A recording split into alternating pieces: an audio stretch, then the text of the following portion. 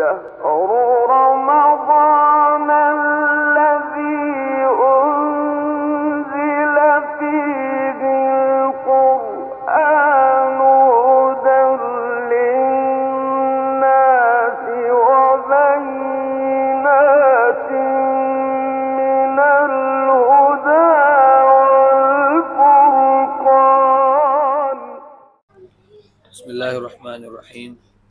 الحمد لله رب العالمين والعاقبة للمتقين والصلاة والسلام على سيد الأنبياء والمرسلين سيدنا وإمامنا ونبينا محمد وعلى آله وأصحابه ومن والاه अजमाइन अम्मा बाद। आज अल्लाह रब्बुल इज़्ज़त के फज़ल व करम से हमारा पारा नंबर 21 है। 20वें पारे के अंदर हमने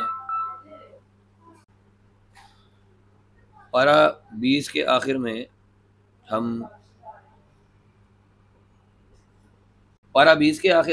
हम सूरत अल-अनकबूत को पढ़ रहे थे और 44 आयात तक हम पढ़ चुके हैं। पारा 21 में आयत नंबर 45 से लेकर 52 तक नबी करीम सल्लल्लाहु अलैहि वसल्लम की रिसालत और अहले किताब के बाद एतराज़ात का जवाब दिया जा रहा है और गैर मुस्लिमों के साथ हमने मामलात किस तरह के रखने हैं या किस तरह से रखने हैं उसका तरीका भी बताया गया है। और हालात के तकाज़े से इस सूरत के आखिर में हिजरत की तरफ भी इशारात हैं और मज़लूम मुसलमानों को रहनुमाई दी गई है कि इन्हें अब बहरहाल जुल्म के आगे लेटना नहीं है। अगर हक की खातिर इन्हें अपना वतन भी छोड़ना पड़ जाए तो इसके लिए भी तैयार रहें। ना अल्लाह की ज़मीन तंग है और ना ही इसके रिज़्क़ में, इसके ख़ज़ानों में कोई कमी है। या इबादी अल्लज़ीना आमनू इन्न अर्ज़ी वासिअतुन फ़इय्या फ़अबुदून। मेरे बंदो, मेरी ज़मीन ये तंग नहीं है।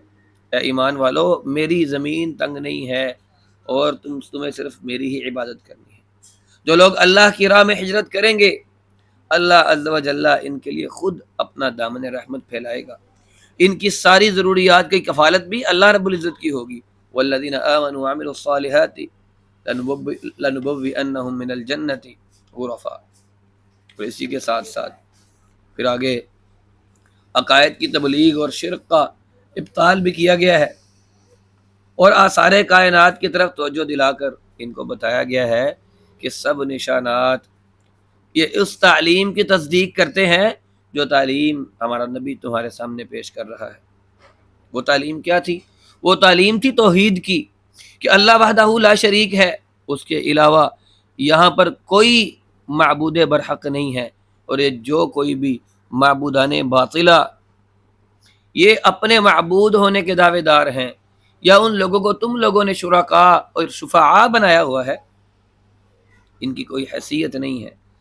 और यही तालीम हर एक नबी ने अपनी उम्मत को दी है कि अल्लाह वहदहू ला शरीक है, उसके अलावा कोई इबादत के लायक नहीं है। उसके अलावा किसी की इबादत और किसी के आगे सजदा ना किया जाए, किसी को मदद के लिए ना पुकारा जाए। और अहले किताब के साथ बहस ना करो। अगर बहस करनी ही हो तो फिर उम्दा तरीके से करो, सवाए उन लोगों के जो उन लोगों में से जालिम है। जो जालिम लोग हैं जो सिर्फ तुम्हें तंग करना चाहते हैं, उनके साथ बहस किस चीज़ की? वक़ूलू आमन्ना बिल्लज़ी उन्ज़िला इलैना व उन्ज़िला इलैकुम व इलाहुना व इलाहुकुम वाहिदुन व नहनु लहू मुस्लिमून। ऐलान कर दो, ये वाज़े ऐलान कर दो कि हमारा तो इस किताब पर भी ईमान है जो हम पर उतारी गई है और उस किताब पर भी ईमान है जो तुम पर उतारी गई है। हमारा और तुम्हारा माबूद तो एक है और हम सब इसी के फरमाबरदार हैं। कि कुफार ये यहूद और नसारा के दरमियान जो चीज़ मुश्तरक है ईमान वालों के अंदर और यहूद के अंदर और नसारा के अंदर, जिस चीज़ को वो एक ही मानते हैं वो क्या है? वो है अल्लाह वहदहू ला शरीक का इलाह होना। लेकिन यहूद और नसारा उसके साथ साथ अंदर मजीद जो चीज़ें ऐड कर लेते हैं, उस वजह से अल्लाह के रसूल सल्लल्लाहु अलैहि वसल्लम इस दुनिया के अंदर मबऊस किए गए कि नहीं, अल्लाह वहदहू ला शरीक, वो एक इलाह है, उसका कोई बेटा नहीं है, उसका कोई हमसर भी नहीं है और उसके साथ किसी को शरीक ना किया जाए। और ये शिर्क, इसको इतना बड़ा जुल्म करार दिया गया और ये इतना बड़ा जुल्म है कि अल्लाह वहदहू ला शरीक, कि जिसके साथ उन्होंने माबूदान को जोड़ दिया।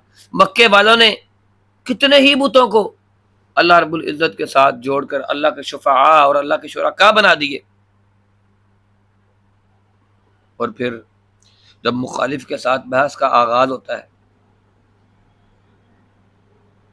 तो इसके अंदर बहस का आगाज हमेशा मुश्तरिक नुकात से होना चाहिए, जो हमारे और तुम्हारे दरमियान मुश्तरिक है।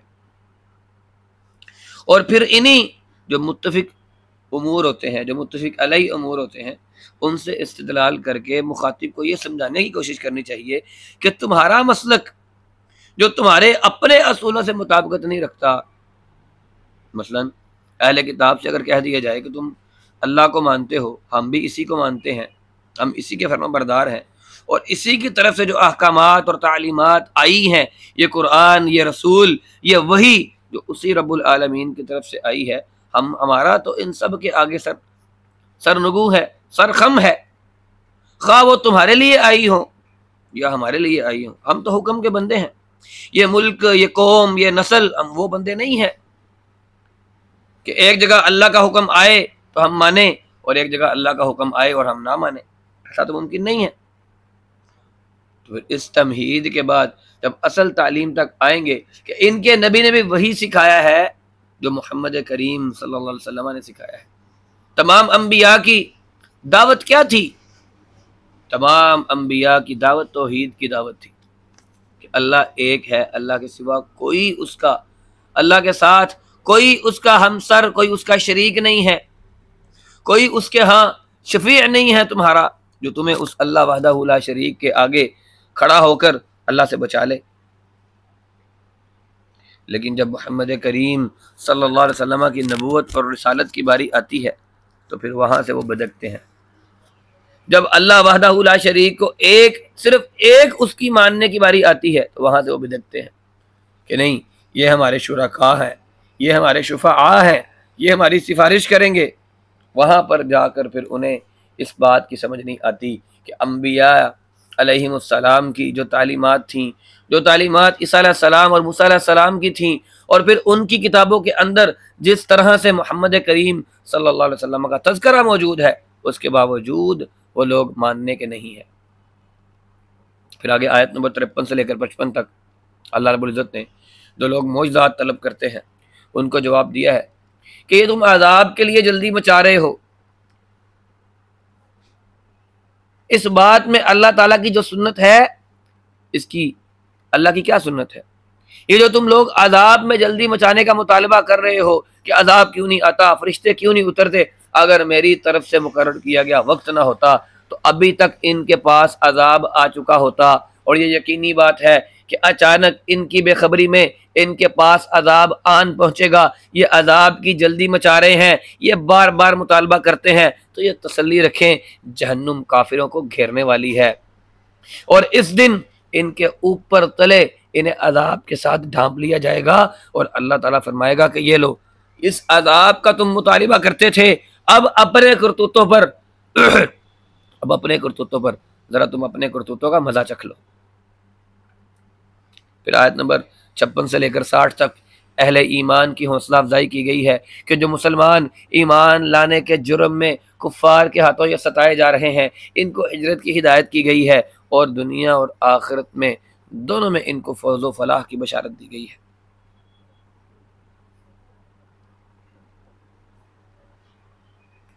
क्या ईमान वालो, ऐ मेरे बंदो, मेरी ज़मीन बहुत खुली है, बहुत वसे है, बहुत वसी है, बहुत कुशादा है, तुम मेरी ही इबादत करो। और फिर हर जानदार ने ये मौत का मज़ा चखना है और तुम सब हमारी ही तरफ लौट कर आओगे। जो लोग ईमान लाए हैं और नेक काम किए हैं, इन्हें हम यकीनन जन्नत के बाला खानों में जगह देंगे जिसके नीचे चश्मे बह रहे हैं, जहां वो हमेशा रहेंगे और काम करने वालों का क्या ही अच्छा अजर है। अल्लज़ीना सबरू व अला रब्बिहिम यतवक्कलून, वो लोग जिन्होंने इन मुश्किलात पर जो अल्लाह की राह में उन्हें आई हैं उस पर सब्र किया और अपने रब पर वो भरोसा करते रहे कि अल्लाह की मदद उनके लिए आएगी। क्या ही अच्छा अजर है इनके लिए। और कितने ही ऐसे जानवर हैं जो अपनी रोजी रोटी उठाए नहीं फिरते इन सब को, और तुम्हें भी अल्लाह ही रोजी देता है, रिज़्क़ देता है। और अल्लाह रब्बुल इज़्ज़त बड़ा ही वसी इल्म रखने वाला है, वो अलीम है, हर बात को जानने वाला है। और फिर आयत नंबर 61 से लेकर 69 तक मुशरिकीन पर अतमाम हुज्जत की गई है और अहले हक को बशारतें दी गई हैं। पहले अल्लाह रब्बुल इज़्ज़त ने अहले किताब के साथ बहस करने के बारे में उसका तरीका जिक्र किया था कि आपस में मुश्तरक जो चीज़ें हैं पहले उनका तज़किरा किया जाए। यहाँ इसी की एक मिसाल जिक्र की जा रही है, यानी तौहीद के बाब में ऐसी आम सूरत हाल की बुनियाद पर हुज्जत कायम की गई है जिसे मुशरिक भी मानते हैं कि अगर तुम इनसे पूछोगे कि ज़मीन और आसमान का खालिक कौन है, सूरज और चांद को काम पर किसने लगाया हुआ है, तो इनका जवाब यही होगा कि अल्लाह ही है। तो फिर इनसे पूछा जाए कि भाई तुम फिर इसके बरअक्स कहाँ जा रहे हो। और साथ ही इनको मलामत की गई है कि इस सरजमीन में तुम्हारे लिए अमन ये हरम की बदौलत तुम्हें हासिल हुआ था, काबतुल्लाह की वजह से तुम्हें हासिल हुआ था, लेकिन तुमने अल्लाह की नेमत की नाशुक्री की है। तुम अल्लाह की नेमत पर नाशुक्रगुजार हो और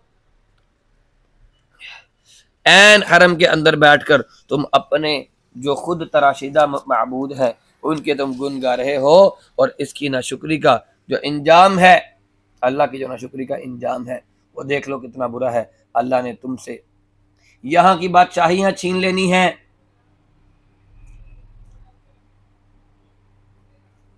इस नाशुक्री का इंजाम ये तुम्हारे सामने है। और अहले हक को अल्लाह रब्बुल इज़्ज़त की मदद और नुसरत की बशारत सुनाई गई है, जो इस तारीक माहौल में हक का नूर फैलाने के लिए जद्दोजहद कर रहे हैं।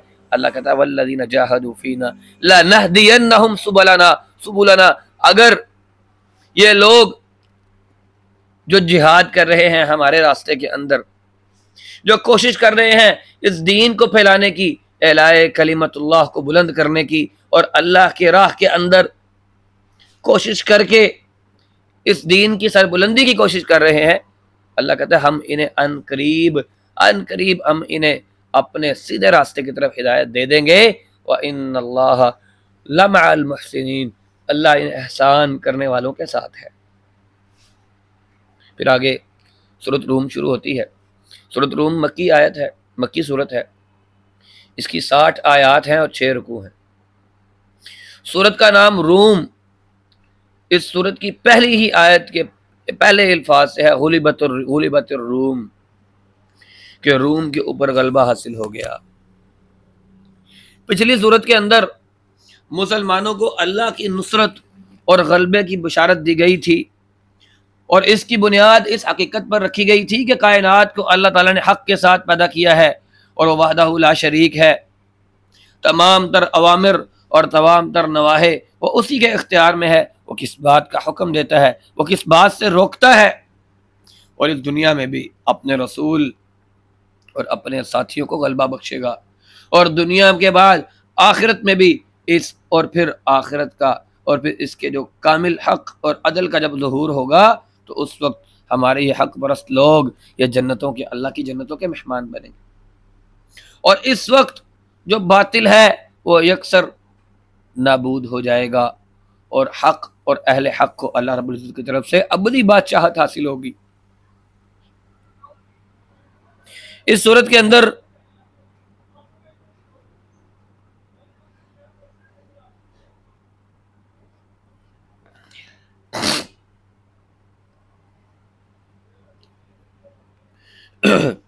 इस सूरत के अंदर सूरत अनकबूत के अंदर जो मज़ामीन आए हैं और सूरत रूम के अंदर जो मज़ामीन आए हैं, तो इन दोनों सूरतों को जुड़वा कहा जा सकता है, क्योंकि इसलिए कि दोनों के जो बुनियादी उसलूब हैं और बुनियादी अमूद हैं उनमें कोई ख़ास फ़र्क नहीं है। पिछली सूरत में हिकमत तख्लीक़ कायनात बयान की गई थी और इसके जो लाजमी नतीजे के तौर पर रसूलुल्लाह सल्लल्लाहु अलैहि वसल्लम और उनके साथियों के लिए दुनिया और आखिरत में नुसरत और गलबा की बिशारत दी गई थी। और एक ख़ास वाक़या जिसकी तफसील अभी आगे आएगी, इसको दलील बनाकर कुफ़ार ने इसका खूब मजाक उड़ाया और इसी तरह इनके ज़ुल्म में अल्लाह के रसूल की रिसालत की तकज़ीब की और इनको एक ऐसी गवाही मिल गई कि जिस पर वो बड़े खुश हुए कि जनाब रूम जैसी अजीमुशान कुव्वत के बारे में, एक सुपर पावर के बारे में कह दिया गया है कि वो फतेह होगा, उस पर मुसलमान अपनी बादशाहत कायम करेंगे, अपनी हुक्मरानी कायम करेंगे। और कुदरती तौर पर इनकी ये खुशी मुसलमानों के लिए बड़ी तकलीफदेह साबित हुई। क्यों? जब दुश्मन किसी ऐसी बात पर खुश होता है जिसे वो आपकी कमजोरी समझता है तो आपको ऑटोमेटिकली तकलीफ होती है। और कुरान करीम की इस सूरत में इसी वाक़े को तमहीद बनाकर अल्लाह ने तमाम पहलुओं की वजाहत फरमाई है। और बेखबरी की बिना पर जो कुफ़ार जो मुगालते में मुब्तला हुए और जिनकी अच्छे तरह से जहन नशीन नहीं थी उनकी बात, और इसी सबब मुसलमानों की एक जमात को बड़ी तकलीफ पहुंची, दिमागी जहनी, तो इस सूरत के अंदर पिछली तमाम जो बातें की गई थी वो दोबारा से दोहराई गई है। और इन दोनों सूरतों में नबी करीम सल्लल्लाहु अलैहि वसल्लम की रिसालत और आपके जो पेश करदा तालीमात हैं, जो असूल और मुरातिब हैं, उनकी हर पहलू के साथ वजाहत की गई है। इस सूरत के ज़माना नुज़ूल में पड़ोस के मुल्क यानी शाम और फ़लस्तीन में यह इंक़िलाब पेश आया था कि मजूसियों ने हमला करके रूमियों को वहाँ से बेदखल कर दिया था। अब रूमी चूँकि नसरानियत के पैरोकार थे, इसी वजह से दीन और अकीदा के एतबार से वो मुसलमानों के करीब थे और इस कुर्बत के सबब कुदरती तौर पर मुसलमानों के इनके साथ हमदर्दी थी। इसके बरअक्स जो मजूसी लोग थे वो एक उस दीन के पैरोकार थे कि जो शिर्क की बुनियाद पर कायम था, तो इसलिए मुशरिकीन मक्का की तमाम तर हमदर्दियाँ वो मजूसियों के साथ थी। और मजूसियों के हाथों जो रूमियों को शिकस्त हुई और मुशरिकीन मक्का को बड़ी शय मिली इससे, और इसकी आड़ में उन्होंने कुरान की इन तमाम बातों का मजाक उड़ाना शुरू कर दिया जो इनकी ख्वाहिशात के खिलाफ थी। मिसाल के तौर पर कि मुसलमान जो ये कहते थे कि दीन हक तौहीद ही हक है, हक का दीन है, या मुसलमानों को ही गलबा हासिल होगा और क़यामत आने वाली है और क़यामत के दिन हक का बोलबाला होगा। तो इन सब ये उनको कहते थे कि आपकी ये सब बातें लायानी बातें हैं। अगर इनकी बातें सच्ची होती तो भला मजूसियों के हाथों रूमियों पर गलबा किस तरह हो सकता था। तो ये वाक़या इस बात की साफ गवाही है कि हमारा ही दीन हक है और हम ही गालिब आकर रहेंगे और हम ही दुनिया के अंदर हाकिम रहेंगे।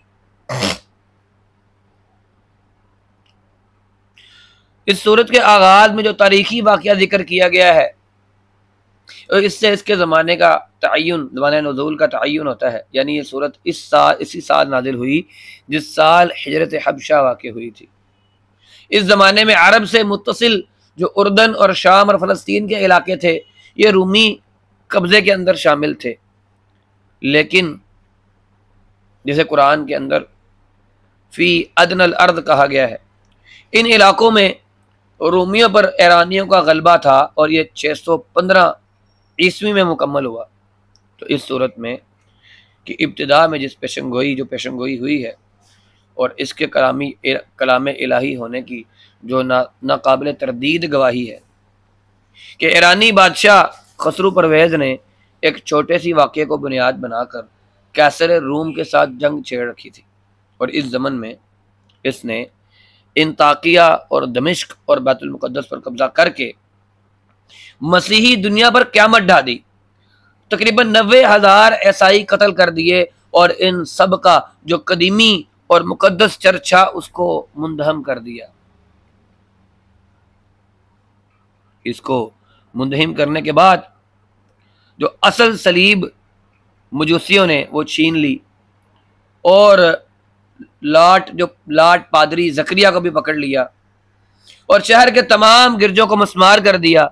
1 साल के अंदर अंदर ईरानी फौजें उर्दन और फ़लस्तीन और जज़ीरा नुमाए सीना और पूरे उसके पूरे इलाके पर काबिज होकर हदूद मिस्र तक पहुँच गईं। और ये वो ज़माना है जब मक्का मुअज़्ज़मा में इससे जो बदर जहां तारीखी अहमियत रखने वाली जंग तौहीद के अलंबरदार मोहम्मद करीम सल्लल्लाहु अलैहि वसल्लम और शिर्क के नुमाइंदे कुरैश के दरमियान बपा थी।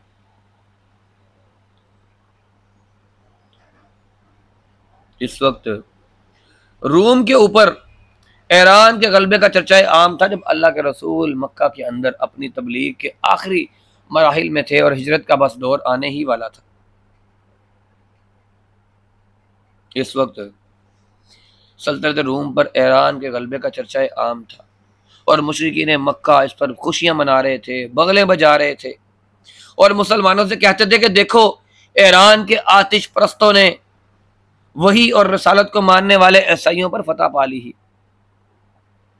और इसी तरह हम बुत परस्त भी तुम्हारे इस दीन को मिटा कर दम लेंगे। तो इन हालात में कुरान मजीद में यह सूरत नाजिल हुई। इसमें 2 पेशंगोइयाँ की गई, एक ये कि रूमियों के गलबे की और दूसरी मुसलमानों की फतह की। और दोनों तरफ हालात ये थे कि दूर दूर तक इन पेशंगोइयों के पूरा होने के इम्कानात ही मौजूद नहीं थे और कुफ्फारे मक्का ने इनका खूब मजाक उड़ाया। और उबई बिन खल्फ ने सैयदना अबू बकर से शर्त लगा ली कि अगर 3 साल के अंदर अंदर रूमी गालिब आ गए तो मैं तुम्हें 10 ऊंट दूंगा, वरना तुम्हें मुझे 10 ऊंट देने होंगे। और नबी करीम सल्लल्लाहु अलैहि वसल्लम ने फरमाया कि कुरान में बिदाई सनीन का वक्त आया है और अरबी जुबान के अंदर बिदाई सनीन का बिदा का जो लफ्ज है ना, इसका इतलाक 10 पर होता है।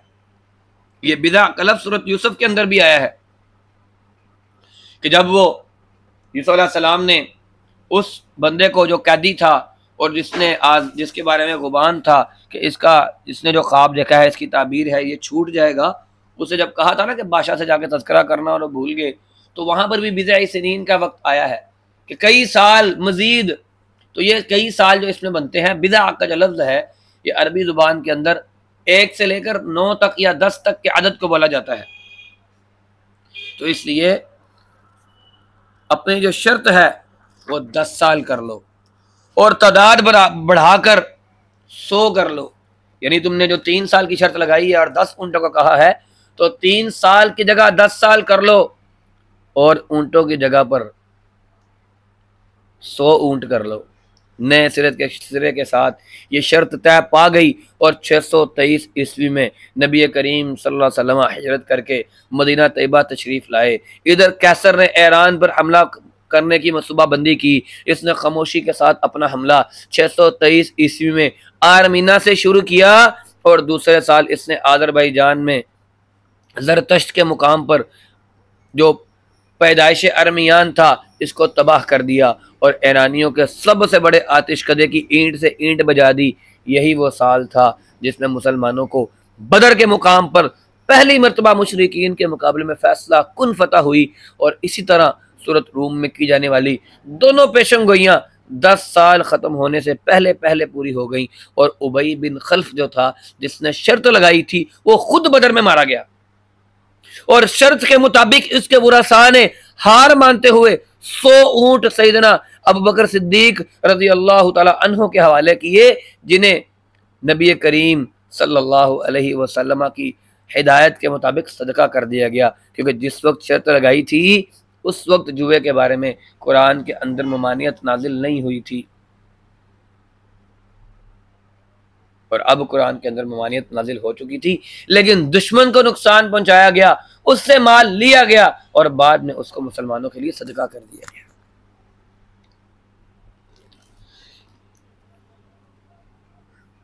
सूरत का आगाज होता है अलिफ लाम मीम गुलिबतिर रूम फी अदनल अर्ज़ि व हुम मिन बादि गल्बिहिम सयगलिबून। आयत नंबर 1 से लेकर 7 तक ये रूमियों और मजूसियों के उस वाक़े की तरफ इजमाली इशारा करके इस हकीकत का इजहार किया गया है कि दुनिया में कौमों के और जो जवाल के जो वाक़यात पेश आते हैं वो इत्तिफाकन पेश नहीं आते, बल्कि अल्लाह रब्बुल इज़्ज़त की एक जो मबनी बर अदल सुन्नत है उसके तहत ज़हूर में आते हैं। लेकिन हकीकत तक इन लोगों की निगाहें नहीं पहुँच सकती जो सिर्फ़ और सिर्फ इस दुनिया के ज़ाहिर को देखने के आदी हैं।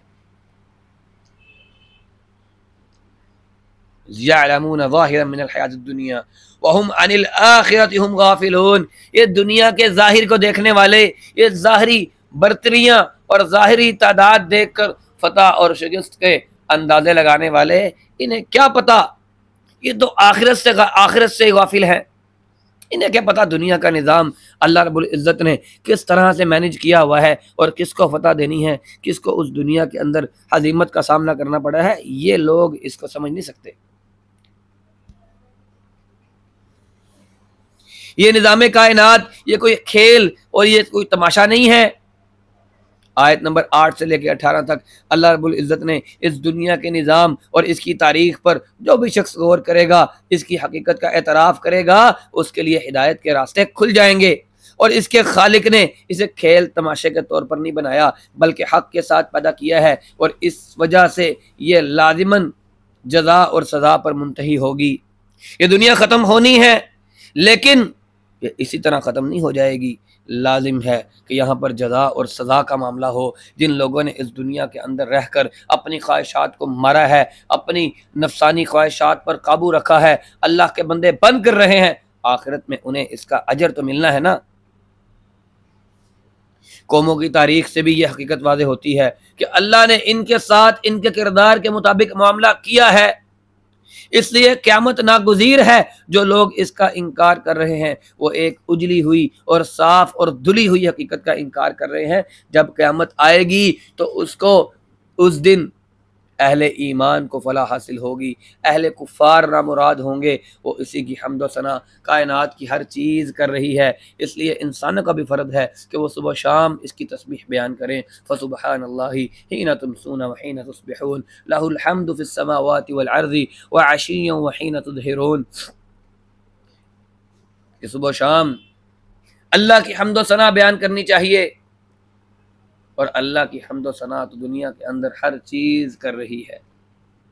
ये रंग, ये ज़ुबानें, ये वसी तर कायनात, आयत नंबर 19 से लेकर 29 तक एक मुनासिब तरतीब के साथ बिअसत व क़यामत और तौहीद के आफाकी और नफ्सी दलाइल अल्लाह ने पेश किए हैं कि क़यामत का बयान इससे इस पहलू से हुआ है कि दुनिया की असली जो गायत व हिकमत है वो क़यामत ही से वाज़ेह होती है, और तौहीद का मज़मून इस पहलू से इसके साथ आया है। और तौहीद के बगैर क़यामत एक बिल्कुल बेमानी चीज़ होकर रह जाती है कि रब्बुल आलमीन अपनी ज़बरदस्त कुदरत की एक और निशानी बयान फरमाता है। इस कदर बुलंद और कुशादा आसमान की पैदाइश और इसमें सितारों का जुड़ा होना और इनकी चमक दमक और इनमें से बाज़ का चलता फिरता रहना और बाज़ का एक जगह सबत रहना, ज़मीन को एक ठोस शक्ल में बनाना और इसे कसीफ और भारी पैदा करना, इसमें पहाड़ और मैदान और जंगल और दरिया और समंदर और टीले और पत्थर और दरख्त जमा देना, और तुम्हारी ज़ुबानों की और रंगों में इख्तिलाफ का होना, अरब की ज़ुबान, अजब की ज़ुबान, ये हिंदुस्तानियों, ईरानियों, जापानियों और कुर्दों और रूमियों और फ़रंगियों और तकरूनियों और बर्बर और आर्मीनों और जुज़रियों, अल्लाह जाने अल्लाह ने कितनी कितनी ज़ुबानें पैदा की हैं और बनु आदम के अंदर बोली जाती हैं। इंसानी ज़ुबानों के इख्तिलाफ़ के साथ ही इनकी रंगों का भी इख्तिलाफ़ है। ये अल्लाह की शान का मज़हर है। ज़रा ख्याल तो कीजिए, लाखों आदमी जमा हो जाएं, एक कुंबे के, एक कबीले के, एक मुल्क के, एक ज़ुबान के हों, लेकिन नामुमकिन है कि इनके दरमियान कोई इख्तिलाफ ना हो, इनके रंग और इनके जिस्म और उनकी शक्लें एक जैसी हों, ऐसा मुमकिन नहीं है। हालांकि आज़ाए बदन के एतबार से सब के सब यकसा हैं, सबकी दो आंखें हैं, दो पलकें हैं, एक नाक है, दो कान हैं, एक पेशानी है, एक ही मुंह है, उस पर दो ही होंठ हैं, दो रुखसार हैं, दो हाथ हैं, दो टांगे हैं, दो पाँव हैं, लेकिन हर कोई एक दूसरे से अलहदा है। ये अल्लाह की शान की, अल्लाह की कुदरत कामिला की एक ऐसी बात है जो हर एक इंसान के सामने है। हर कोई एक दूसरे से अलहदा है, कोई ना कोई आदत, कोई ना कोई खसलत, कलाम, बातचीत, तर्ज ज़िंदगी ऐसी ज़रूर होगी जो इन्हें एक दूसरे के साथ मुमताज़ करेगी, एक दूसरे से उन्हें इम्तियाज़ हासिल हो जाएगा। और बाज़ दफ़ा वो पोशीदा सी होती है और बाज़ दफ़ा हल्की सी चीज़ होगी, कभी कोई खूबसूरती की सूरत में, कभी बदसूरती की सूरत में, कई एक चीज़ें यकसा भी नज़र आएंगी, लेकिन जब गौर किया जाएगा तो ये एक दूसरे से मुमताज़ करने वाला कोई ना कोई वस्फ़ अल्लाह की मखलूक के अंदर तुम्हें ज़रूर नज़र आएगा।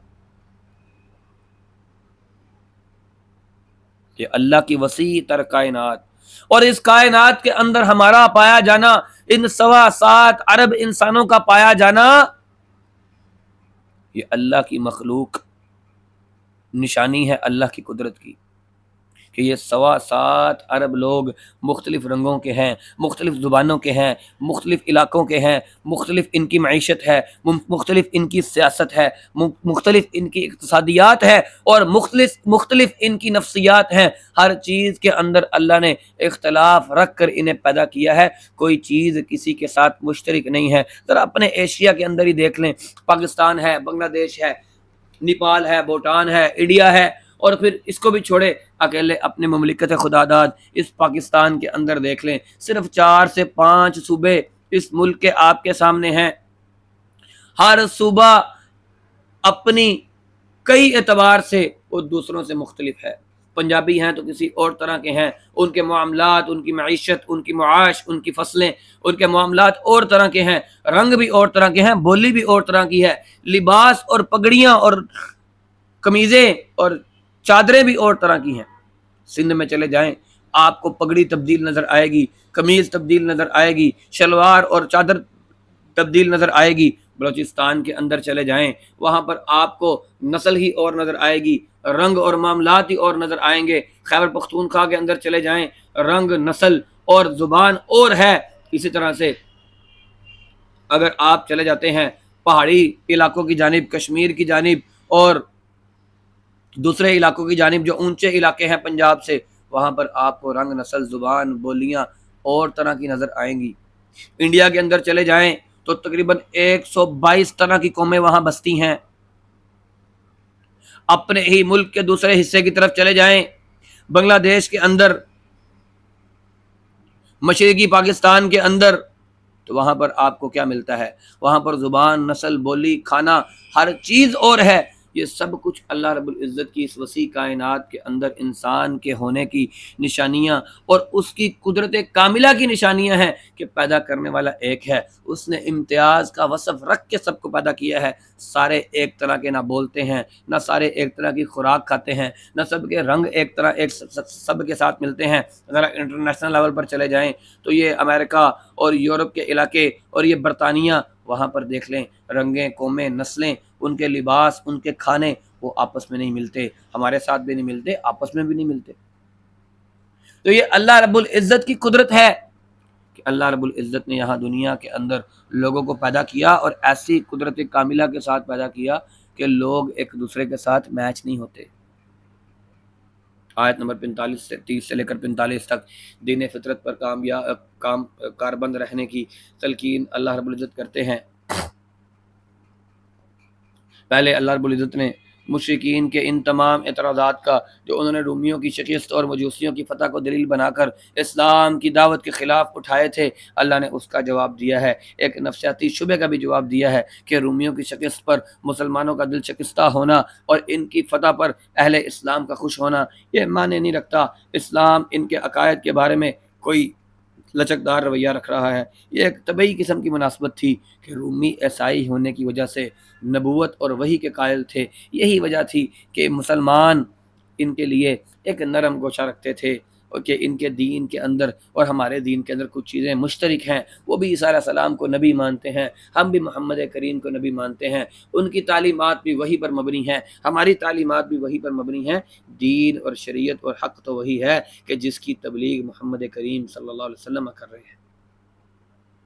और ये रूमी दीन फितरत से बहुत दूर निकल चुके हैं, इसलिए नबी करीम सल्लल्लाहु अलैहि वसल्लम ने और आपके असहाब की वसासत से तमाम अहले इस्लाम पूरी यकसोई के साथ असल दीन फितरत पर कायम रहने और इसी की दावत देने की ताकीद की जा रही है मुसलमानों को और अल्लाह के रसूल को। और इस दीन की बुनियाद नमाज और ज़कात पर है और इस नमाज और ज़कात का जो मुआदिनीन हक हैं वो इसका इनकार कर रहे हैं और मुशरिक लोगों ने इस दीन फितरत को बिगाड़ा हुआ है।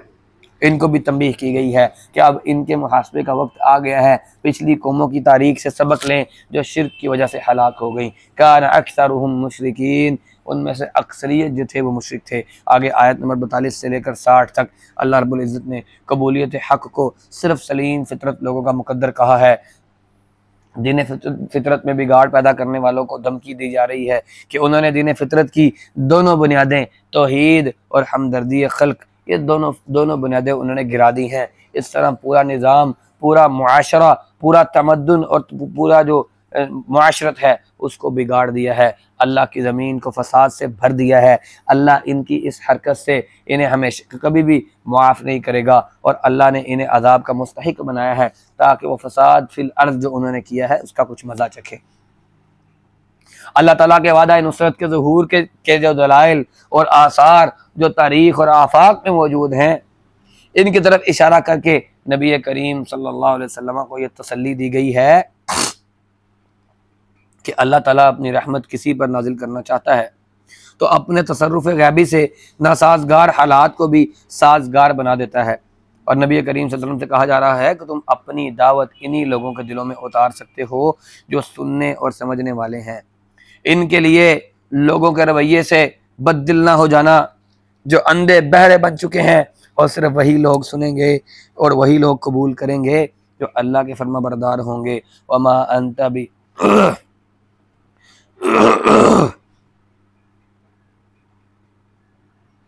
वमा अंता बिहादिल उम्मी अन दलालतिहिम, आप इन अंधों को हिदायत नहीं दे सकते।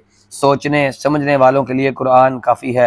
रहिए ज़िद्दी और हट धर्म लोग तो कोई मौजूदा भी उनको कायल नहीं कर सकता। आप सब्र के साथ अपना काम किए जाएं। दुनिया और आखिरत में अल्लाह का वादा नुसरत पूरा होकर रहेगा। जो लोग अल्लाह के वादों पर यकीन नहीं रखते वो तुम्हारा मजाक उड़ाकर तुम्हें हल्का बनाने का मौका हासिल न कर पाएँ। मतलब ये है कि आप अपने मौके पर जमे रहें, ये खुद रुस्वा होकर बेवजन हो जाएंगे। ये तुम्हारे कदम उखाड़ने के लिए जो कोशिशें कर रहे हैं तो अल्लाह के हुक्म से ये सब के सब नाकाम हो जाएंगे। वस्बिर इन्न वअदल्लाहि हक़्क़ुन वला यस्तख़लिफ़न्नका अल्लज़ीना ला युक़िनून, आप सब्र कीजिए, अल्लाह का वादा हक है और हक होकर रहेगा और आपके ऊपर कोई ऐसी कौम गलबा नहीं पा सकेगी जो अल्लाह से डरने वाली नहीं है। फिर इसके बाद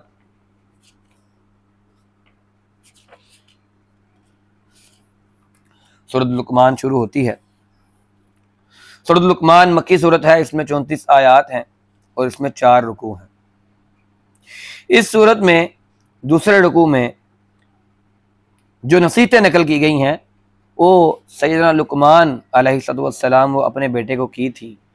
इन्हीं वजूहात की बिना पर इस सूरत का नाम सूरत लुक़मान रखा गया है। पिछली सूरत के अंदर यह हकीकत वाज़ेह की गई थी कि इस्लाम की दावत जो है ये दीन फितरत की दावत है और इस पर लोगों की तख्लीक हुई है।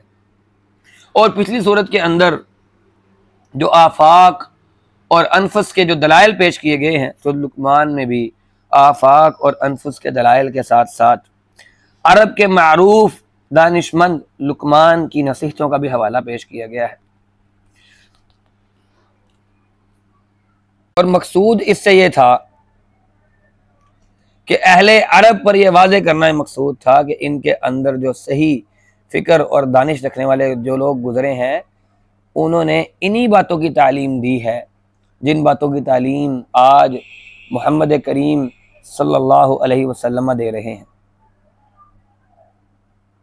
और इसके मज़ामीन पर गौर करने से महसूस ये होता है कि यह सूरत इस ज़माने में नाजिल हुई जब इस्लामी दावत को दबाने और रोकने के लिए जुल्म और जबर का आगाज़ हो चुका था और हर तरह के हटकंडे इस्तेमाल किए जा रहे थे। लेकिन अभी ये तूफ़ान मुखालफत पूरी तरह शिद्दत इसने इख्तियार नहीं की थी, जिसकी निशानदेही आयत नंबर 14 और 15 से होती है कि जिसमें नए नए मुसलमान होने वाले नौजवानों को ये बताया गया है कि वालिदैन के हकूक़ तो बेशक बहुत हैं वालिदैन के हकूक तो बेशक बहुत बढ़के हैं, लेकिन अगर वो तुम्हें इस्लाम कबूल करने से रोकें और दीन शिरक की तरफ पलटने पर मजबूर करें तो इनकी बात हरगिज़ हरगिज़ ना मानो। और यही बात सूरत अनकबूत के अंदर भी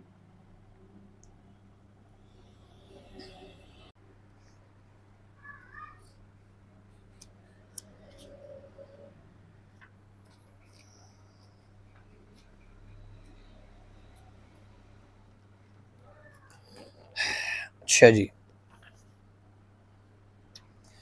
अगर वो तुम्हें इस्लाम कबूल करने से रोकें और दीन शिरक की तरफ पलटने पर मजबूर करें तो इनकी ये बात हरगिज़ न मानो। और यही बात सूरतुल अनकबूत के अंदर भी हुई है। सूरत के आगाज में यह बताया गया है कि इस किताब से फ़ायदा वही लोग उठाएंगे कि जिनके ज़मीर जिंदा हैं, जो सलीमुल फितरत लोग हैं, जो अकल और ख़ुद जिनकी वाज़े है, और जो नेकी और तकवा से मोहब्बत करने वाले हैं, राह हक में इस्तिकामत रखने वाले हैं, और अकामत सलात और इताए ज़कात और आखिरत पर ईमान उनका मजबूत है। सूरत शुरू होती है अलिफ लाम मीम तिलका आयातुल किताबिल हकीम हुदन व रहमतल लिल मुहसिनीन अल्लज़ीना युक़ीमूनस्सलाता व युअतूनज़्ज़काता व हुम बिल आखिरति हुम यूक़िनून। आयत नंबर 1 से लेकर 11 तक ये एक पुरहिकमत किताब है जो लोगों की हिदायत बन के नाजिल हुई है, लेकिन इसका फैज़ इन्हीं लोगों तक पहुँचेगा जो अपनी फितरत की सलाहियतें जिंदा रखने और इनसे काम लेने वाले होंगे। और रहे वो लोग जो इस हकीमाना कलाम पर मुखालिफिन की बनावटी और ये जो खाना साज बातें होती हैं इनको तरजीह देते हैं, इससे मुतकब्बिराना एराज़ कर रहे हैं, तो वो अपने इस तकब्बुर की पादाश में ज़िल्लत के आज़ाब से दोचार होंगे। और इज़्ज़त और सरफराजी सिर्फ़ और सिर्फ ईमान लाने वालों को हासिल होगी। ये अल्लाह का वादा है, इसलिए कि आसमान और ज़मीन में जो कुछ है और जो कुछ इनके दरमियान है वो सब के सब अल्लाह ही की मखलूक है, किसी और की इसमें कोई हिस्सादारी नहीं है। जो लोग मुद्दई हैं इस बात के इसमें किसी और की हिस्सादारी है, वो दिखाएं कि इनके माबूदा ने कुछ पैदा किया है तो दिखाएं। फिर आगे आयत नंबर 12 से लेकर 19 तक लुकमान अलैहिस्सलाम की जो नसीहतें थीं उनके बारे में बात की गई है। लुकमान अलैहिस्सलाम ने अपने बेटे को जो नसीहतें की थी, इनमें से जो नुमाया नसीहतें हैं वो क्या है कि शिरक से परहेज़ करना, क्योंकि ये एक जुल्म अजीम है। वालिदैन के साथ उसने सलूक करना और मारूफ में इनकी इताअत करना, यानी अगर वो तुम्हें शिरक पर आमादा करें तो इनकी इताअत ना की जाए। अल्लाह को लतीफ़ और ख़बीर जानना, नमाज पढ़ना, अमर बिल मारूफ व नही अनिल मुनकर करते रहना, हालात के जबर का सामना करना पड़े तो करते रहना, तकब्बुर और इसके मुतल्लकात से बचना, अपनी चाल में एतदाल रखना, अपनी आवाज़ में नरमी पैदा करना, क्योंकि अल्लाह ताला शोखी करने वालों को, शेखी खोरों को अल्लाह ताला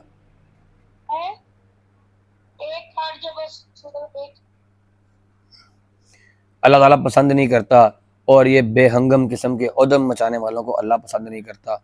तो इन वसीयतों से मकसूद ये दिखाना था कि अहले अरब जिसकी हिकमत पर फ़ख्र करते थे, जिसकी रवायात इनके लिटरेचर के अंदर मौजूद थी, इसने भी अपने बेटे को इन्हीं बातों की नसीहत की थी कि जिनकी दावत ये कुरान दे रहा है, जिनकी दावत अल्लाह का रसूल तुम्हें दे रहा है, और ये बात सबूत है कि अक्ल सलीम इसी दावत के हक़ में है। और फिर जो लोग इसकी मुखालफत कर रहे हैं दर हकीकत और अक्ल सलीम और फितरत सलीम से जंग कर रहे हैं।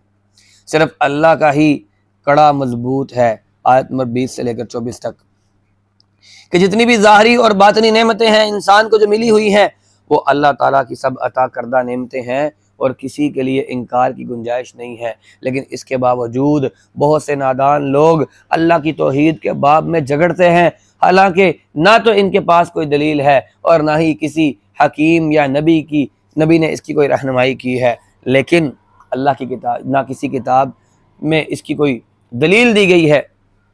जब इन लोगों को अल्लाह की किताब की पैरवी की दावत दी जाती है तो बड़े गरूर के साथ कहते हैं कि हम तो अपने बाप दादा के तरीके की पैरवी करते हैं, अगरचे इनके बाप दादा ये शैतान की पैरवी क्यों ना करते हों।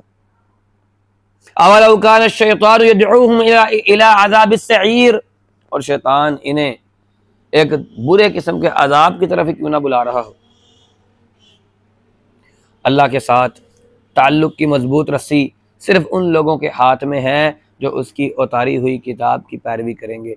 इसलिए बिलाखिर तमाम उमूर का फ़ैसला उसी के हाथ में है। और आखिर में नबी करीम सल्लल्लाहु अलैहि वसल्लम को इस बात की तसल्ली दी गई है कि वो ऐसे सर फिरे लोगों का गम खाने की ज़रूरत नहीं है। अल्लाह ताला एक दिन इन लोगों का इंजाम इनके सामने रख देगा। और फिर आयत नंबर 25 से लेकर 30 तक अल्लाह के कलिमात की शान बयान की गई है कि अल्लाह के कलिमात को लिखना मुमकिन नहीं है।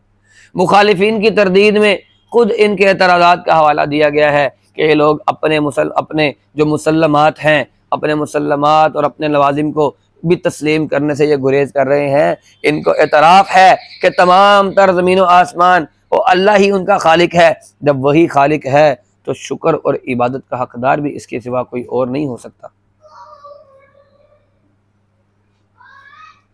हर चीज़ उसी के कब्ज़ा और तसर्रुफ़ में है और वो हर चीज़ से बेनियाज है, किसी के हाथ बटाने का मोहताज नहीं है। और वो खुद तमाम तर सिफ़ात के साथ तमाम तर सिफ़ात उसी के लिए है। इसलिए इसकी नज़र इनायत को मुतवज्जा करने के लिए किसी की सिफारिश की हाजत नहीं है। और इसकी कुदरत और हिकमत की इतनी निशानियाँ हैं कि कायनात में ये निशानियाँ मौजूद हैं कि अगर ज़मीन के तमाम तर दरख्त जो हैं वो कलमे बन जाएँ और तमाम तर जो समंदर हैं वो स्याही बन जाएँ और मज़ीद 7 समंदरों का इजाफ़ा हो जाए तो फिर भी अल्लाह ताला की इन तमाम निशानियों को कलम बंद करना ये मुमकिन नहीं है। और इसलिए इसके लिए तमाम मखलूक़ात को दोबारा उठाकर खड़ा करना वैसा ही है जैसा किसी एक इंसान को या एक जान को पैदा करना है। और दिन और रात इसी के हुक्म से गर्दिश करते हैं और हर चीज़ से वो पूरी तरह बाखबर है। अगर कायनात के निज़ाम में किसी और का दखल होता तो ये कायनात का निज़ाम दरहम बरहम हो जाता। और आयत नंबर 31 से लेकर 34 तक अल्लाह रब्बुल इज़्ज़त के इल्म गैब का तज़किरा किया गया है। अल्लाह रब्बुल इज़्ज़त ने यहाँ पर कश्ती की मिसाल दी है, मुखालिफिन को तंबीह की है कि ज़रा गौर तो करो, ये गहरे और बेपनाह जोश मारते समुद्रों पर इंसान को कुदरत दे देना, इसे इतनी अकल और फहम दे देना कि वह लकड़ी के तख्तों को जोड़कर इसमें कीलें ठोक कर इसमें कड़ा बनाकर और फिर हवा और भाप और बिजली की कुव्वतों से काम लेकर छोटी बड़ी कश्तियाँ बनाता है। देव हैकल किस्म के बहरी जहाज़ और आबदोज़ें और ये स्टीमर और ये डडनाट ये बनाकर इसमें तैयार करके इसके ज़रिए सैकड़ों नहीं हज़ारों मील के फासले तय करता है। शदीद ख़तरात के बावजूद तय करता रहता है ये बहरी तिजारत और बहरी जंगें और ये बहरी फ़ौजें। और फिर इंसान इसके ज़रिए अज़ीमुश्शान नफ़े हासिल करता है। ये सब कुछ अल्लाह के फ़ज़ल से है, इसकी नेमतों में से है। और इन नेमतों को हमेशा मद्देनज़र रखो, नेमत में शुक्र करने वाले और मुसीबत में सब्र करने वाले बनो। जो कुछ भी आज तुम्हें हासिल है ये इसका हक़ ये है कि अपने रब के शुक्रगुज़ार बंदे बन जाओ, अपने रब के शुक्रगुज़ार बंदे बन जाओ।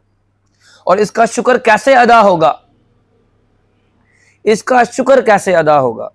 अल्लाहु अकबर, इसकी नेमतों को तस्लीम करके, इसके अवामिर और नवाही को मान के और इसकी राह में जिहाद करके। और वो जिहाद कैसे है? वो कोशिश जो हर तरह से इस दीन की सरबुलंदी के लिए काम आ सके, और बेशक आपके एक उंगली की एक टिप ही क्यों ना हो, अल्लाह के रास्ते में जिहाद है। इस दिन को याद रखो जिस दिन कोई बाप अपने बेटे के काम ना आ सकेगा, कोई बेटा अपने बाप के काम ना आ सकेगा। और इस दिन का आना एक अम्र कतई है और महज इस बुनियाद पर इसको जुटलाया नहीं जा सकता कि आज तुम्हें इसके ज़हूर का वक्त मालूम नहीं है तो इसलिए तुम उसको जुटला दो। जिंदगी की कितनी हकीकतें ही ऐसी हैं जिनका ज़हूर का वक्त किसी को मालूम नहीं है। कोई आकिल इनका इनकार लेकिन नहीं कर सकता। हकीकी अलीम व खबीर तो सिर्फ अल्लाह ताला ही की ज़ात है और कोई इस बात से इनकार नहीं कर सकता। कल उसके सामने जाकर खड़ा होना है और जो कुछ इस दुनिया के अंदर हम करते रहे हैं उसका जाकर उसको जवाब देना है। फिर आगे सूरह सजदा शुरू होती है सूरत सजदा मक्की है, उसमें 30 आयात हैं और इसके 3 रुकू हैं। सूरत का नाम इसकी आयत नंबर 15 से लिया गया है और आयत नंबर 15 में जो सजदा है, इस सजदा के मजमून को ही सूरत का नाम और सूरत का उन्वान करार दिया गया है।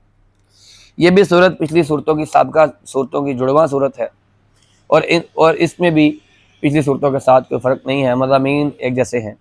और सूरत की शान ये है कि नबी करीम सल्लल्लाहु अलैहि वसल्लम जुमा की नमाज के दिन फजर की नमाज में जुमा के दिन फजर की नमाज में सूरत सजदा और सूरत दहर की तिलावत फरमाया करते थे। सूरत का आगाज़ इस मजमून से होता है कि कुरान करीम अल्लाह रब्बुल इज़्ज़त की उतारी गई किताब है और इसको उतार कर अल्लाह सुब्हानहू व तआला ने इन उम्मी, इन ना तालीम याफ्ता, गैर तालीम याफ्ता अरबों पर अल्लाह ने अजीम एहसान फरमाया है और अब तक इनके अंदर कोई डराने वाला आया नहीं था। और अब ये लोग इंतहाई किस्म के नाशुक्रे होंगे और अगर उन्होंने इसकी कदर करने की बजाय इस किताब के किताबी इलाही होने इसके दावे को ही झूठा करार दे दिया है, जबकि इस हकीकत तो ये है कि इस किताब के किताबी इलाही होने में कोई शक नहीं है। और इसके बाद कलाम का रुख कुरान के इन जो दावे हैं उसकी तरफ मोड़ दिया है, जो ख़ास तौर पर अपने मुखालिफीन की वहशत का बाइस बने हुए थे, जिनके सबब वह इसकी मुखालफत कर रहे थे। और इन एतराज़ात और शुबहात के जवाब से में कुफ़ार को ये कहा गया है कि बिलाशुबा ये अल्लाह ही का कलाम है और इसीलिए नाजिल हुआ है कि नबूवत का जो फ़ैज़ है उससे जो महरूम लोग हैं और गफलत में पड़ी हुई जो कौम है उसको चौंका दिया जाए कि तुम इसे झूठ कैसे कह रहे हो, तुम इसे इफ्तरा कैसे कह सकते हो, जबकि इसका मुनज़्ज़िल मिन अल्लाह होना ये ज़ाहिर है। फिर आखिरत का नक्शा खींचा गया है और ईमान के समरात और कुफर के जो नताइज हैं और उसके अवाकिब का बयान किया गया है और ये तरगीब दिलाई गई है कि लोगों का बुरा अंजाम सामने आने से पहले पहले तुम लोग कुफर को छोड़ दो, इस कुरान की तालीम को कबूल कर लो जिसे मान कर खुद ही तुमने अपनी आकिबत दुरुस्त करनी है। और अल्लाह की रहमत का जिक्र करते हुए ये बताया गया है कि इंसान के कसूरों पर,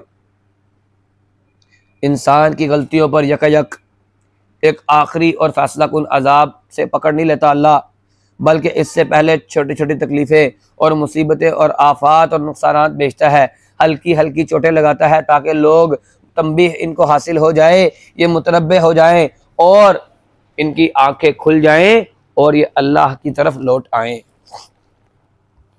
फिर कुफारे मक्का से कहा गया है कि अपने तिजारती सफ़रों के दौरान तुम जिन पिछली कौमों की तबाहशुदा बस्तियों से गुजरते हो, इनका भी ज़रा इंजाम देख लो, क्या यही इंजाम तुम अपने लिए पसंद करते हो।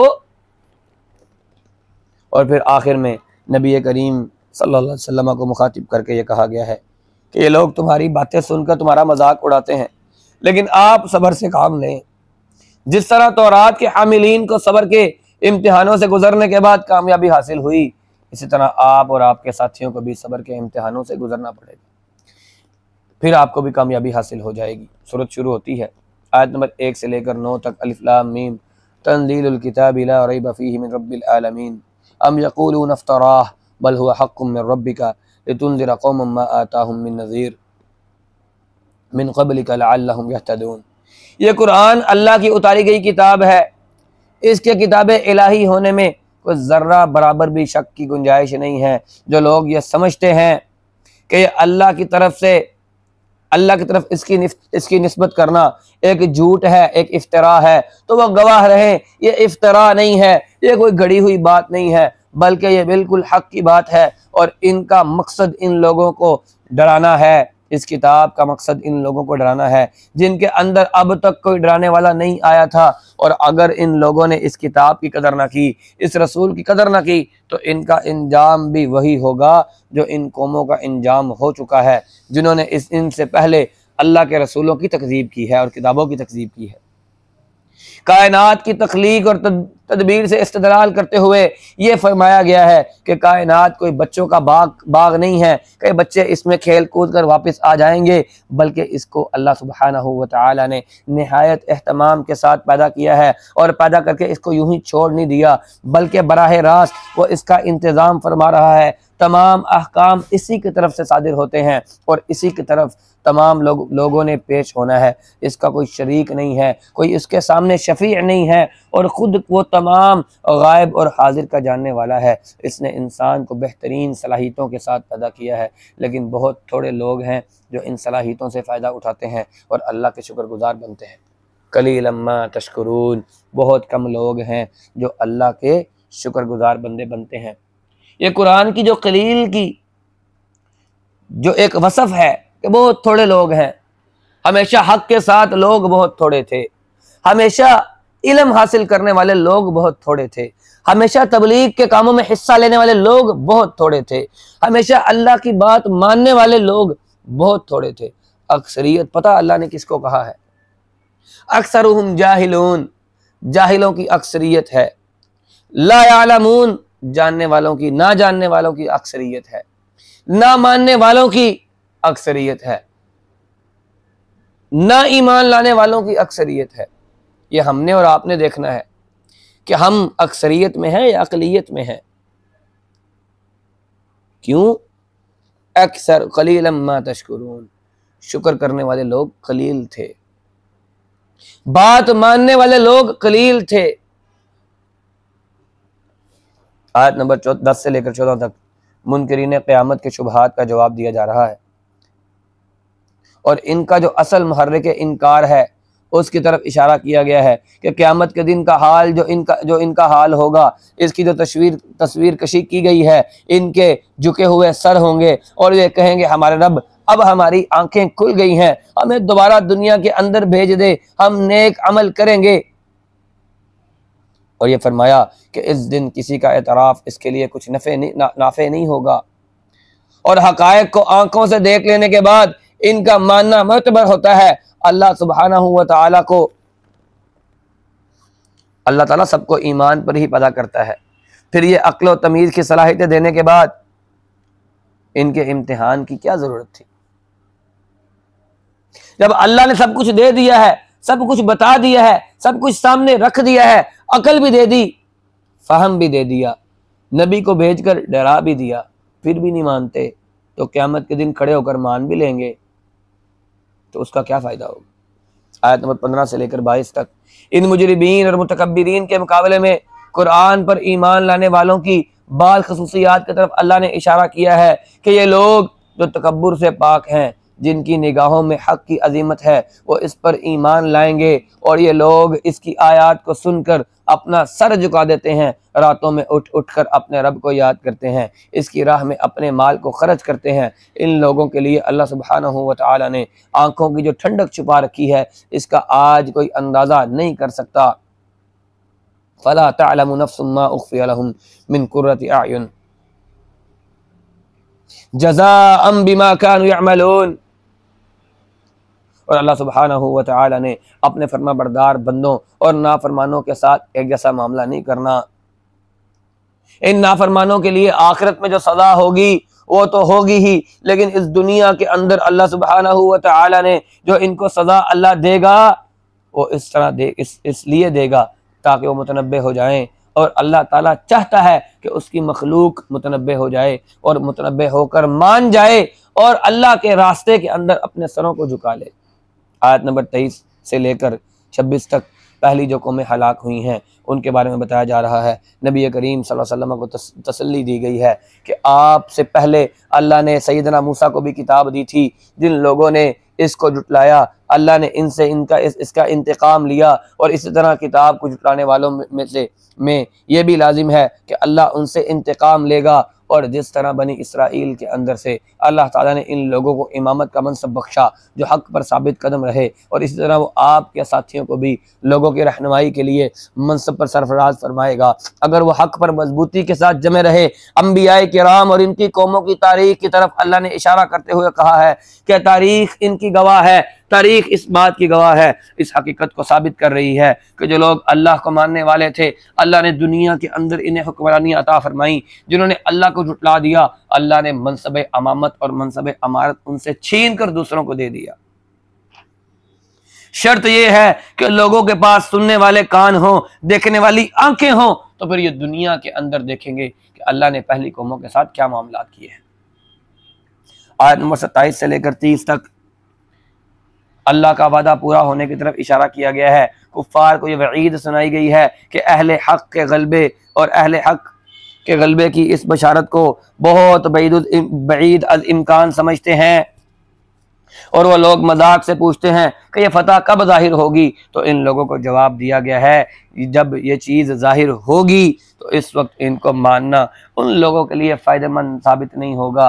आज इसका मजाक उड़ा रहे हैं। नबी करीम सल्लल्लाहु अलैहि वसल्लम को इस किस्म की गलतफहमियों और इस किस्म के एराज़ की हिदायत की गई है कि आप इनसे परेशान ना हो। अगर ये लोग फैसले के मुंतज़िर हैं तो आप भी इनको इनके हाल पर छोड़ दीजिए, ये इसी का इंतज़ार कर रहे हैं। फ़ारिज़ अनहुम वंतज़िर इन्नहुम मुंतज़िरून। अल्लाह के रसूल आप इनसे एराज़ कीजिए, आपका काम था इनको बता देना, समझा देना।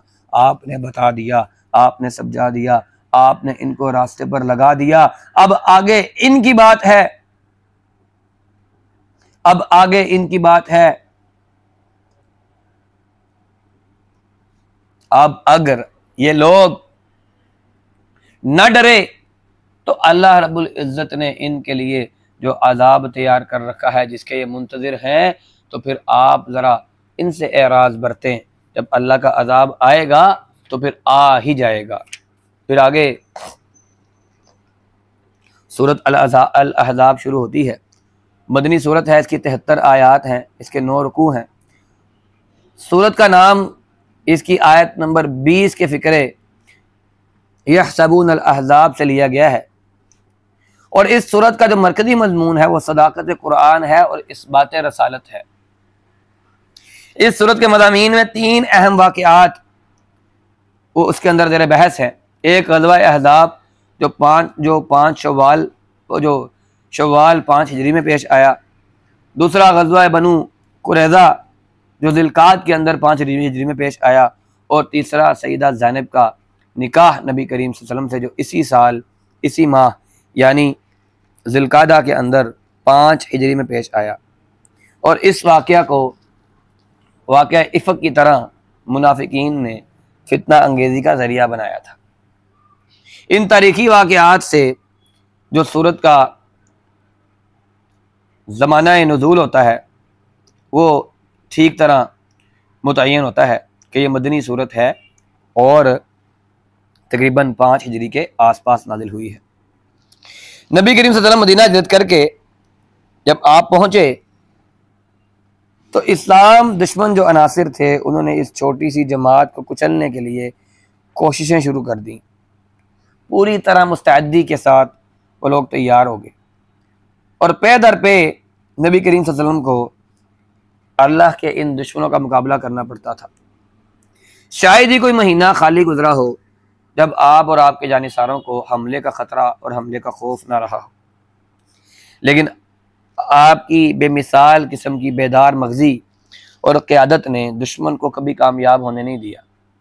जंग ओहद से सिर्फ 2 माह बाद नजद के कबीला बनी असद में मदीने पर छापा मारने का मंसूबा उन्होंने तरतीब दिया। और फिर सफ़र में अज़ल और कारा कबाइल ने नबी करीम सल्लल्लाहु अलैहि वसल्लम के पास भेजे गए 10 मुबल्लिगीन को शहीद कर दिया।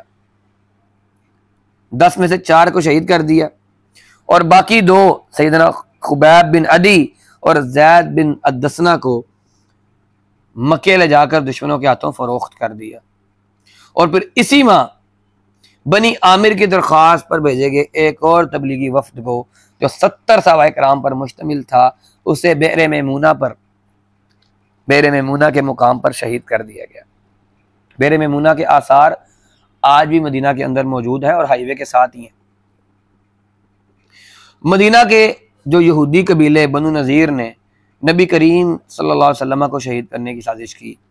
यानी हर तरफ से इस्लाम दुश्मनों ने यलगार कर रखी थी। और इन खौफनाक हालात में नबी करीम सल्लल्लाहु अलैहि वसल्लम और आपके जानिसारों ने जिस हौसला मंदी और दलेरी और शुजाअत और जज्बा सादिका के साथ इन मुश्किलों का सामना किया है, इसकी कोई मिसाल तारीख में किसी और कौम के बारे में नहीं मिलती। ग़ज़वा उहद और जंग अहज़ाब के दरमियान तकरीबन जो वक्त है वो 2 साल का वक्त है। ये हंगामों का दौर था जिसकी बदौलत नबी करीम सल्लल्लाहु अलैहि वसल्लम ने और आपके असहाब को एक दिन भी अमन के साथ सुकून की नींद नसीब नहीं हुई। लेकिन इस मुद्दत में नए मुस्लिम मुआशरे की तामीर और हर पहलू में ज़िंदगी की इस्लाह का काम अल्लाह के रसूल ने बराबर जारी रखा। और यही वह ज़माना था जब मुसलमानों के अंदर निकाह के कवानीन और तलाक के कवानीन करीब करीब मुकम्मल कर दिए गए थे और वरासत के कानून नाजिल हो चुके थे। शराब और जुए को हराम कर दिया गया था। मईशत और माशरत के दूसरे बहुत सारे पहलुओं पर अल्लाह रब्बुल इज़्ज़त के अहकामात नाजिल हो चुके थे। तो इस सूरत के अगर मज़ामीन पर हम गौर करें और इसके पस मंज़र को निगाह में रखें तो साफ पता यह चलता है कि पूरी सूरत ये एक खुतबे के अंदर नाजिल नहीं हुई, एक ही बात नाजिल नहीं हुई, बल्कि ये मुतअद्दिद अहकाम और फरामीन और मुतअद्दिद खुतबात पर यह मुश्तमिल सूरत है जो इस ज़माने के अहम वाक़यात के साथ यके बाद दीगरे नाजिल हुई। पहले रुकू के अंदर देखें तो ग़ज़वा अहज़ाब से कुछ पहले का नाज़िल शुदा मालूम होता है और तारीख़ी पस मंज़र को अगर निगाहों में रख लिया जाए तो इस रुकू को पढ़ते हुए यह महसूस होता है कि इसके नुज़ूल में सैयदना ज़ैद और सैयदना ज़ैनब इनका मामला था। सैयदना ज़ैद जो थे वो ज़ैनब को तलाक दे चुके थे और नबी करीम इस ज़रूरत को महसूस फरमा रहे थे कि मुतबन्ना के बारे में, मुतनब्बा जो मुतबन्ना यानी बनाया हुआ बेटा होता है, गोद लिया बेटा होता है, इसके बारे में जाहलियत के जो तसव्वुरात हैं और ओहाम हैं और इनकी जो रसूमात हैं इनको मिटाया जाए। तो आपको ये महसूस भी हो रहा था कि लोग मुंह बोले बेटे के रिश्ते के मामले में महज जज्बाती बुनियाद पर जिस किस्म के नाजुक और गहरे तसव्वुरात रखते हैं वो एक वक्त तक हरगिज़ नहीं मिट सकेंगे। इसलिए आप खुद आगे बढ़कर क्यों ना इस रस्म को तोड़ दें, लेकिन इसके साथ साथ आप इस बिना पर सख्त मुतरद्दिद भी थे, कदम तो बढ़ाते थे लेकिन हिचकिचा रहे थे। और इस मौका पर आपने सईदा ज़ैद की मुतल्लिका जो बीवी थी सईदा ज़ैनब, उनसे अगर निकाह कर लिया तो इस्लाम के ख़िलाफ़ हंगामा जो उठाने वाले कुफ़ार हैं, मुनाफिकीन हैं, यहूद हैं, मुशरिकीन हैं, उनको एक ज़बरदस्त किस्म का शोशा उनके हाथ आ जाएगा। तो इस मौके पर पहले रुकू की अव्वल आयात नाज़िल हुई हैं। रुकू दोम सोम में ग़ज़वा अहज़ाब और बनु क़ुरैज़ा पर तबसरा किया गया है और इस बात की ये खुली अलामत है कि ये दोनों रुकू इन लड़ाइयों के बाद नाज़िल हो गए। और चौथे रुकू में आगाज़ के जो आयत नंबर 35 तक है उसकी तकरीर के 2 मज़ामीन हैं। पहले हिस्से में नबी करीम सल्लल्लाहु अलैहि वसल्लम की अज़वाज मुतहरात की जो माली तंगी और उसरत से मुतासिर होकर घरेलू अखराजात में इजाफे के लिए अल्लाह के रसूल से मुतालबा कर रही थी, अल्लाह ने इन्हें तंबीह की है कि अगर तुम्हें कोई चीज़ मतलूब है तो साफ कह दो, तुम्हें एक दिन के लिए भी इस तंगी में मुब्तला नहीं रखा जाएगा बल्कि बखुशी तुम्हें रुखसत कर दिया जाएगा। और अगर दूसरी चीज़ पसंद है तो फिर सब्र के साथ अल्लाह और अल्लाह के रसूल का साथ दो। और रुकू के दूसरे हिस्से में मुआशरती इस्लाह की तरफ पहला कदम उठाया गया है कि जिसकी ज़रूरत इस्लाम के सांचे में डले हुए जहन अब महसूस कर रहे थे। और इस सिलसिले में जो इस्लाह की इब्तिदा है नबी करीम सल्लल्लाहु अलैहि वसल्लम के घर से हुई कि अज़वाज को यह हुक्म दिया गया कि वो जाहलियत की तरह तबर्रुज करने से, फैशन करने से, बाहर निकलने से परहेज़ करें और वक़ार के साथ अपने घरों के अंदर बैठी रहें, जब गैर मर्दों के साथ बातचीत करने के अंदर सख्त किस्म की एहतियात रखें। और पर्दे के आगाज़ के अहकामात ये नाजिल किए गए। सूरत शुरू होती है या अय्युहन नबी इत्तक़िल्लाह से, या अय्युहन नबी इत्तक़िल्लाह वला तुतिअल काफ़िरीन वल मुनाफ़िक़ीन इन्नल्लाह काना अलीमन हकीमा। नबी करीम सल्लल्लाहु अलैहि वसल्लम को इस अमर की ताकीद की गई है कि अल्लाह की तरफ से जो आप पर जो कुछ नाजिल किया जाता है लोगों की मलामत से बेखौफ होकर इसकी तबलीग करें और कुफ़ार और मुनाफिकीन की मुखालफत की हरगिज़ परवाह न करें। अल्लाह ताला आपका मददगार है, और अल्लाह ताला कारसाज है, इस पर भरोसा रखें। व तवक्कल अलल्लाहि व कफ़ा बिल्लाहि वकीला, और ज़हार और मुंह बोले बेटे के मामले में जो रसूमात जाहिलियत की जो रसूमात हैं उसकी इस्लाह की गई है, और इन रसूम को अकल और फितरत से इसका कोई ताल्लुक नहीं है। और मुखालिफीन इस्लाह के ख़िलाफ़ कितना ही हंगामा उठाएं और कितना ही शोर करें, इसकी परवाह न करें। ये लोग मन घड़त बिदआत, ये लोगों की मन घड़त किस्म की बिदआत हैं, आपका इनके साथ कोई ताल्लुक ही नहीं है। अल्लाह ताला मुआशरती ज़िंदगी को इस किस्म के जो तज़ादात हैं अल्लाह उससे पाक कर देगा, और अल्लाह रब्बुल इज़्ज़त इसको सही फितरत की राह पर लाना चाहता है। और मुसलमानों को इस बात की हिदायत की गई है कि मुंह बोले बेटों को इनके बापों के नाम से पुकारो, उदऊहुम लिआबाइहिम हुवा अक़सतु इंदल्लाह फ़इल्लम तअलमू आबाअहुम फ़इख़वानुकुम फ़िद्दीन। अगर इनके बापों का तुम्हें इल्म नहीं है तो तुम्हारे दीनी भाई हैं, व मवालीकुम, और तुम्हारे दीनी दोस्त हैं। और अब तक जो रसूम जाहिलियत के ज़ेर असर जो कुछ हुआ है अल्लाह ताला ने उसको दरगुजर फरमा दिया है। अब इसकी वजाहत के बाद इसकी कोई गुंजाइश बाकी नहीं रही। इस्लामी मुआशरत में सबसे ऊंचा दर्जा और सबसे बड़ा हक वो नबी करीम सल्लल्लाहु अलैहि वसल्लम का है, और आपके बाद आपकी अज़वाज का है, और बाकी रिश्तेदार जो बाहमी जो कुर्ब और बाद वो उसके कानून के मुताबिक जो जितना करीब है वो उतना अजीज़ है, जो अल्लाह रब्बुल इज़्ज़त ने अपनी किताब के अंदर बयान कर दिया है। फिर आयत नंबर 7 और 8 के अंदर हक़ की इत्तिबा और दावत और नबूवत की असल जो ज़रूरत थी वो दावत ही नबूवत की असल ज़रूरत थी। ये दावत का काम अंबिया का काम है, और आज हम इस बात को समझते नहीं हैं। आज हम इस बात पर इसरार करते हैं कि वक्त होगा तो दावत का काम करेंगे, वक्त नहीं है तो दावत का काम भी नहीं है। वक्त होगा तो दावत का काम करेंगे, लेकिन अल्लाह रब्बुल इज़्ज़त ने नबूवत की जो असल जरूरत थी वो थी ही दावत के लिए कि अल्लाह रब्बुल इज़्ज़त के अहकाम की तरफ बुलाया जाए, अल्लाह की जहन्नुम से डराया जाए और अल्लाह की जन्नत की खुशखबरी को सुनाया जाए।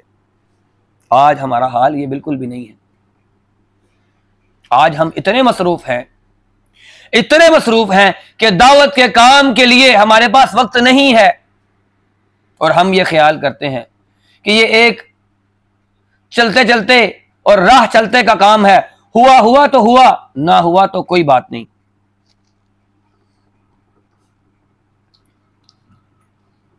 अल्लाह रब्बुल इज़्ज़त ने अपने नबी को जो हुक्म दिया है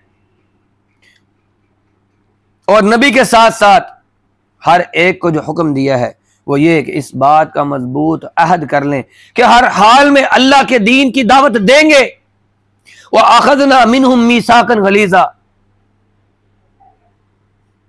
और फिर इस मामले में किसी का पास और किसी का लिहाज न करें, ना किसी की मुखालफत की परवाह करें, ताकि ये चीज खरे और खोटे में, मुखलिस और मुनाफिक के दरमियान इम्तियाज कर दे। एक बात याद रखें, अशद जरूरत के अंदर, सख्त हालात के अंदर एक मोमिन और एक मुनाफिक, एक अल्लाह वाले और एक दुनिया वाले के दरमियान फर्क करने की बारी आती है, वरना हालात की सख्ती के बगैर हम सब ही अल्लाह वाले होते हैं।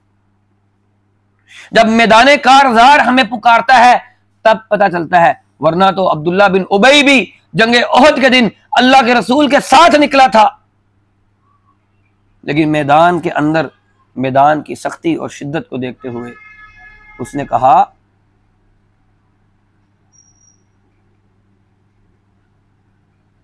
कि मेरी बात नहीं मानी गई इसलिए मैं जा रहा हूं। यही आज हमारा रवैया है कि मेरी बात नहीं मानी गई इसलिए मैं बात नहीं करता, मैं काम नहीं करता।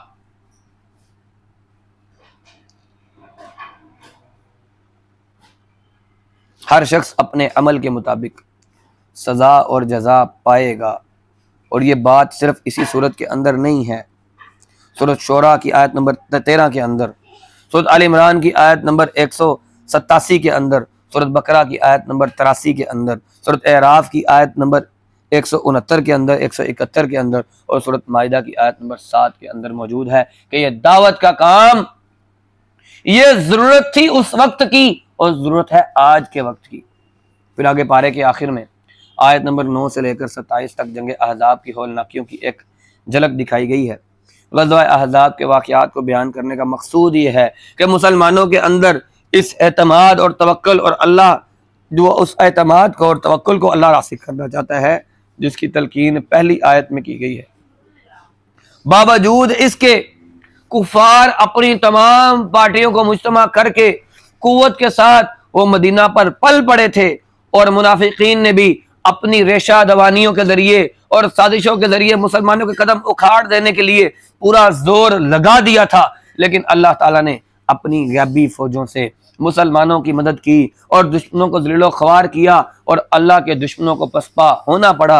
अगर मुसलमान मुखालिफों की मुखालिफत के बावजूद अल्लाह के दीन पर कायम रहेंगे, इसके रसूल के वफादार और जानिसार रहे, तो अल्लाह ताला हर महाज पर इनकी मदद फरमाएगा। ए ईमान वालो, अल्लाह ने तुम पर जो एहसान किया है इसे याद करो। जब लश्कर तुम पर चढ़ आए, हमने इन पर आंधी और तूफान के ऐसे लश्कर भेजे जो तुम्हें नजर नहीं आते थे, और फिर जो कुछ तुम कर रहे थे अल्लाह सब देख रहा था। जब लश्कर तुम्हारे ऊपर नीचे चढ़ आए और खौफ के मारे तुम्हारी आंखें पथरा गईं, कलेजे मुंह को आ गए, अल्लाह ताला की निस्बत तरह तरह के गुमान तुम्हें आने लगे, इस वक्त मोमिन खूब आजमाए गए और वो बुरी तरह झंझोड़ दिए गए। जरा सोच कर देखें कि मदीना के बाहर 10,000 का लश्कर मौजूद है, दूर दूर तक इंसानों के सर ही सर हैं और वो पूरी तरह जर्री हैं, और वो आज अज़्म मसमूम करके आए हैं कि आज मुसलमानों को मिटा देंगे। और उनके दरमियान और लश्कर मुसलमानों के लश्कर के दरमियान सिर्फ एक खंदक हायल है। मैं वो खंदक और खंदक का इलाका भी देख कर आया हूँ, और उस खंदक का एक सैंपल भी अभी तक वहाँ पर मौजूद है जिसे सऊदी गवर्नमेंट ने महफूज रखा हुआ है। अल्लाह ताला आपको लेकर जाए तो मदीना के अंदर जो इलाका है जहाँ आज सबा मसाजिद के नाम से जगह मौजूद है कि वहाँ 7 मसाजिद थीं, उन 7 जगहों पर मसाजिद बनाई गई थी जहाँ पर मुसलमानों के जो चौकीदार थे उस ग़ज़वा अहज़ाब के दौरान जो अल्लाह के रसूल ने 7 चौकियाँ बनाई थी, वहाँ पर लोगों ने अपनी अपनी नमाजें पढ़ी थी, तो वहाँ पर 7 निशानियों के तौर पर 7 मसाजिद दी गई थी। आज वहाँ पर बहुत सारे इलाके को जमा करके वहाँ पर एक बड़ी जामे मस्जिद बना दी गई है, और बाकी कुछ खंदक और उसके आसार जो हैं वो भी वहाँ पर रखे गए हैं, और नक्शा भी बनाया गया है कि कहाँ से लश्कर आए, कैसे लश्कर आए। तो कल इंशाल्लाह 22वें पारे के साथ हम पहले ग़ज़वा अहज़ाब का एक वाक़या जो है वो इजमाली तौर पर बयान करेंगे। कल इंशाल्लाह क्लास 1:30 बजे शुरू करेंगे क्योंकि कल की क्लास फिर लंबी हो जाएगी। तो ग़ज़वा अहज़ाब का जो तज़किरा है वो इंशाल्लाह हम ज़रूर उसमें लेकर आएंगे। तो यानी कल 2 लेक्चर होंगे, एक ग़ज़वा अहज़ाब पर होगा और एक उसके साथ साथ 22वें पारे पर होगा। तो मुसलमानों के लश्कर के दरमियान और कुफ़ार के लश्कर के दरमियान वो एक खंदक मौजूद थी। अगर किसी तरह उस खंदक को पाट कर लिया जाता तो मुसलमानों के इलाकों तक पहुंचना, उनके मालो असबाब तक पहुंचना, उनके जो माल औलाद तक पहुंचना, ये कोई ज़्यादा मुश्किल काम ना होता। जंग तो बहरहाल होती और जंग हुई भी, लेकिन इस जंग में अल्लाह रब्बुल इज़्ज़त की तरफ से ऐसी ऐसी मददें आईं कि वो कुफ़ार जो टलने के लिए तैयार नहीं थे, अल्लाह ने उनके खैमे उखाड़ दिए, उनकी हांडियाँ, उनकी देगें उल्टा दी, और वो इतने बददिल होकर भागे कि ये आखिरी कुव्वत जो वो लेकर आए थे उसके बाद उन्हें चढ़ाई करने का कभी अल्लाह ने मौका नहीं दिया। फिर आगे आयत नंबर 27 से लेकर 35 तक मुसलमानों को नबी करीम सल्लल्लाहु अलैहि वसल्लम की इताअत और इताअत पर मुज्तमा करने के बाद आपकी अज़वाज को एक मुखातिब किया गया है, और इनके ऊपर जो मनसबी जिम्मेदारियां हैं कि वो अल्लाह के रसूल की बीवियां हैं, अल्लाह के रसूल से निस्बत रखने वाली हैं, और इनके दर्जे भी और इनके मुकाम भी बड़े ऊंचे हैं। अगर वो अपनी जिम्मेदारियां अदा करेंगी तो इनके लिए बहुत बड़ा अजर है। लेकिन अगर इनसे कोई हुक्म अदूली सरजद हो जाती है तो इनके लिए सज़ा भी बड़ी सख्त है। आज हम कुरान के इस हुक्म को ज़रा अपने ऊपर नाफिज करके देखें। आज जो जितना जिसके करीब है उसकी जिम्मेदारी उतनी बड़ी है, और जो शख्स अपनी जिम्मेदारी को अदा नहीं करता तो उस पर अजाब और अताब भी लोगों से ज्यादा हुआ करता है। आज अगर आप ज्यादा जिम्मेदार हैं, आपको इल्म लोगों से ज्यादा है, आपके मामलात लोगों से ज्यादा है, तो यकीन करें आप पर अल्लाह रब्बुल इज्जत की तरफ से सख्ती भी ज्यादा है। क्यों कि ये इल्म, ये अकल, ये फहम, ये शऊर, ये रास्ते की तरफ तयन, ये अल्लाह रब्बुल इज्जत ने आपका किया है। आपका इसके अंदर कोई एहसान नहीं है, ये अल्लाह का एहसान है कि उसने हमें इस रास्ते पर लगाया है। तो अल्लाह रब्बुल इज्जत से दुआ है कि अल्लाह ताला हमें सही मानों के अंदर कुरान को समझकर अपने ऊपर नाफिज करने की तौफीक अता फरमाए। व आखिरु दावाना अनिल हम्दुलिल्लाहि रब्बिल आलमीन। वस्सलामु अलैकुम व रहमतुल्लाहि व बरकातुहू।